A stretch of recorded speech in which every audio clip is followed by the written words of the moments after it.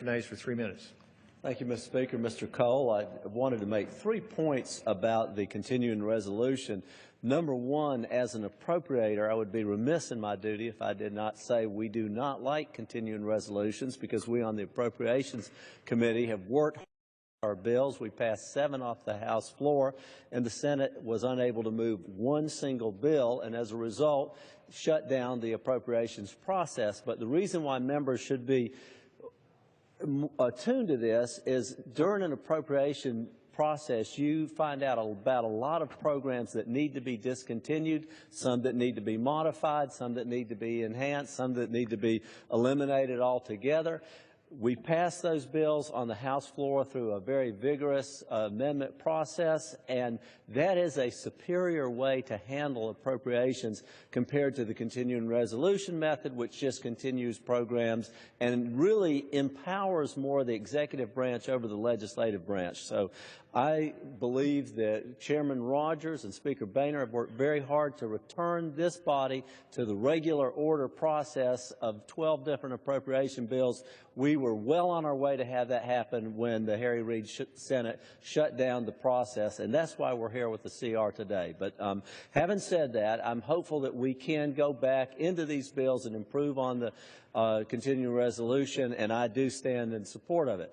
Number two, let me say this about the bill. It has appropriate and important funding to take on the Ebola virus that has broken out in West Africa. This bill provides $88 million, $30 million for the CDC to put staffers on the ground and to address the needs there, and then $58 million to the Biomedical Advanced Research and Development Authority, which is working on the possibility of 12 different vaccines for Ebola. They're not in the marketplace right now. We do not have a vaccine. We need to do this research, and that's why this amendment has been put in the continuing resolution, and it's something that all members should be attuned to. I want to remind the Speaker that 2,500 people have already died because of Ebola, and the number who have been infected is somewhere between 3,800 and maybe as high as 4,500, even higher than that. Getting the number itself is very difficult to do. Then, thirdly, let me say this about the use of force in the McKeon Amendment that we are having, and I think members do deserve to have a separate vote on this. It's important for the educational process. It's important for the discussion and the debate for the entire country. Even though, as I've looked at the 2001 and the 2002 authorizations for military force, I believe that the President, would the gentleman yield another? Yield additional minute to the gentleman from Georgia. Gentleman is recognized for 1 additional minute. I believe that the President is probably right. I haven't come to a 100% conclusion on that, but I believe that he does have that authority. But I think it would be far better off for everyone to have a separate vote, and I hope that we can have that happen sooner than later. But in the meantime, this vote is very significant. Members need not fool themselves that the McKeon Amendment does help move this process forward. But I want to say this about when we talk about airstrikes only and training only, and we have made this decision not to have ground troops, we do not need another half-pregnant war in the Middle East. If it's important enough to fight, it's important enough to win. And we need to give the Commander-in-Chief all the resources that he needs to have this victory.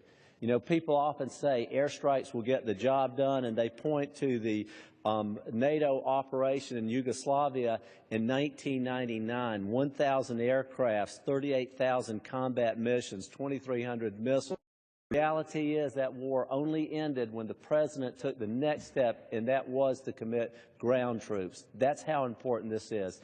And with that, the gentleman has expired. Unless the gentleman wants to give me 30 seconds. Yield an additional 30 seconds. Gentleman's recognized for 30 seconds. I want to be sure members look back, because that is the example where people say airstrikes alone are sufficient. When they point out the operation in Yugoslavia that was from March 24th, 1999 to June 10th, that even though we did not have ground troops, what the Supreme Allied Commander in Europe, General Wesley Clark, said, that he was convinced that planning and preparation for ground intervention in particular pushed Milosevic to concede. We need to be very, very careful and mindful about this. If it's worth fighting, it's worth winning, and if it's something we're going to win, we need to give the Commander-in-Chief all the tools that he needs to have a victory.